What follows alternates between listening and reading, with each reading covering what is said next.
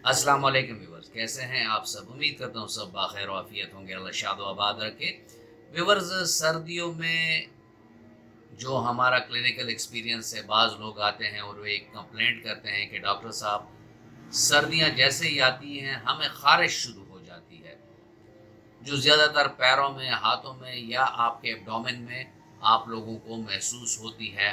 और इस खुजली में इनको बाद में तकलीफ भी होती है, दर्द भी होता है, जलन का एहसास भी होता है, लेकिन वो बेचारे मजबूर होते हैं कि वो खुजली करते हैं। आज हम इस बीमारी, जिसको मेडिकली प्रोराइटिस हेमिलिस कहते हैं, इस पर बात करेंगे। विंटर ईच भी इसको कहते हैं कि सर्दियों में होने वाली खुजली, ये क्यों होती है, इसकी अलामात क्या होती हैं और इसकी होम्योपैथिक में बेहतरीन अद्वियात कौन सी हैं, साथ साथ में वो कौन से ऐसे फूड टिप्स हैं कि अगर वो खुराक हम घर में इस्तेमाल करें तो हमें सर्दी से होने वाली ये खारिश ना हो। इन तमाम अमूर पर बात करेंगे व्यूवर्स, लेकिन अगर आप मेरे चैनल पर नए हैं और अभी तक आपने चैनल को सब्सक्राइब नहीं किया तो चैनल को सब्सक्राइब कर दें और बेल आइकन दबा दें, ताकि इस तरह मेडिकल के मुफीद वीडियोस आप लोगों को वक्तन फवक्तन मिलती रहें।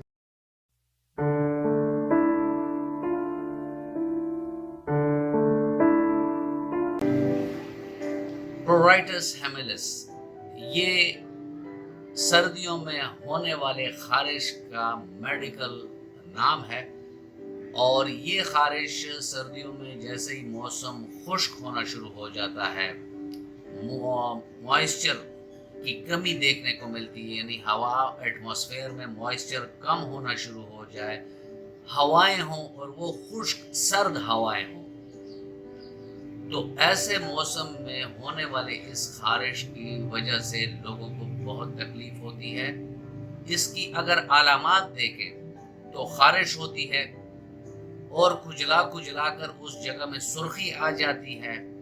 कभी कभी अगर बहुत ज़्यादा खुजलाया जाए तो वहाँ छोटे छोटे क्रैक्स पड़ जाते हैं। खारिश के बाद खारिश वाली जगह पर दर्द होता है और जो क्रैक्स ज़्यादा खारिश की वजह से स्किन पर आ जाते हैं तो उससे कभी कभी खून भी आता है। तो ये हैं वो कुछ अलामात जो प्रोराइटिस हेमिलिस में हमें देखने को मिलते हैं।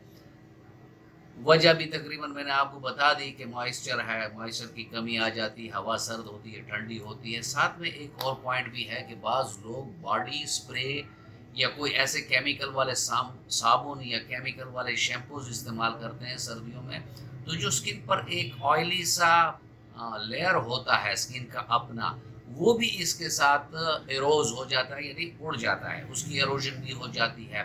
तो जब वो उड़ जाता है तो स्किन और भी खुश्क हो जाती है। जब खुश्क हो जाती है तो ये खारिश और भी शिद्दत अख्तियार कर जाती है।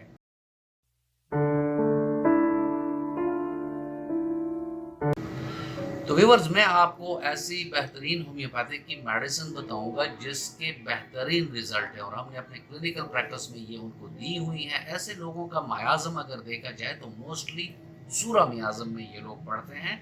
और अगर मैं आपको बताऊं कि सूरा मियाज़म में सल्फ़र तो एक सरदार दवा की अहमियत रखती है, लेकिन सर्दियों में होने वाले खारिश में हमने सोराइनम को बहुत बेहतर पाया है। तो सर्दियों में होने वाली इस खुजली में अगर सोराइनम 1 ml ताकत में हर 20 रोज के बाद 2 कतरे मरीज की जुबान पर आप डालेंगे, यानी इसको हर 20 दिन के बाद आपने रिपीट करना है। इसके अलावा दूसरे दिन से डोलेकस 30 ताकत में 2-2 कतरे सुबह दोपहर शाम अगर आप देंगे मरीज की जुबान पर, और साथ में बायोप्लास्टिन शवाबे जर्मनी की टैबलेट फॉर्म में बायोकेमिक आती है, 20 नंबर है उसका, 3-3 गोलियां सुबह दोपहर शाम अगर ये इस्तेमाल करें। और क्रीम में अगर क्रैक्स ज़्यादा हैं तो कैलेंडोला क्रीम ऊपर लगाएं। अगर खारिश बहुत नाकाबिले बर्दाश्त है तो सल्फर और ग्रेफाइटस क्रीम मार्केट में आपको इजीली मिल जाएगी, तो उसको भी आप इस्तेमाल करवा सकते हैं।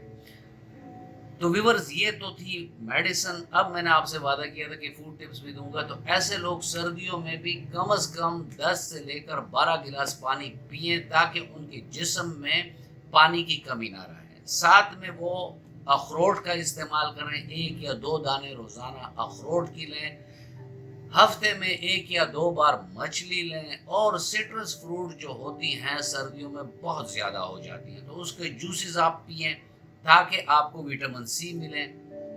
اور جو سٹرس فروٹس کی اینٹی آکسیڈنٹ پراپرٹیز ہیں وہ آپ کو ملیں.